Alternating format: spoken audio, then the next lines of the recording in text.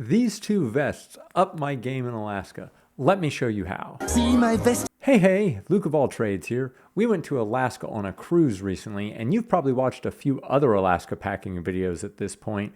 So let me just go through my tips quickly. This video is sponsored by Thermajohn. I'll get into that later. Magnet hooks. You're going to have a lot of small things to hang. Hats, gloves, scarves, lanyards, the list goes on. Bring those little magnet hooks and you'll be able to hang up stuff so it dries faster and is out of the way. Door magnets. We don't usually do this, but in Alaska we did, and it made the room a lot easier to find. Any little magnet will work. You don't need to buy something special, something cheap that you don't mind losing just in case you forget it or someone takes it. I don't see that kind of stuff happening. I don't hear about that happening, but better safe than sorry. The people who had the room before us actually forgot theirs, and the staff just ended up having to throw it away. Sorry, Bob and Linda. Binoculars. Useful at times, but we never really took them off the ship because we were moving around so much and trying to just get places. But they were nice to have in the room to look out at the scenery. So bring a pair if you've got the room. Layers.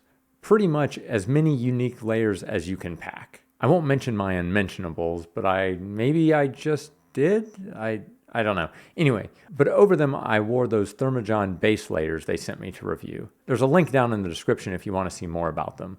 But they were really nice.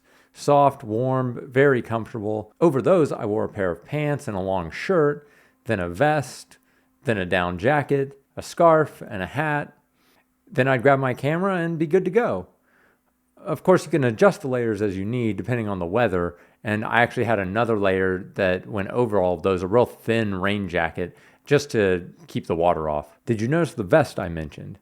It was a really easy layer to add in at any time. I could change the layers that were underneath or on top of it, and that was only one of the vests that I brought. If you're wanting to do some last minute layer shopping, and you happen to be in Seattle, I'd recommend checking out Uniqlo. They're not a sponsor.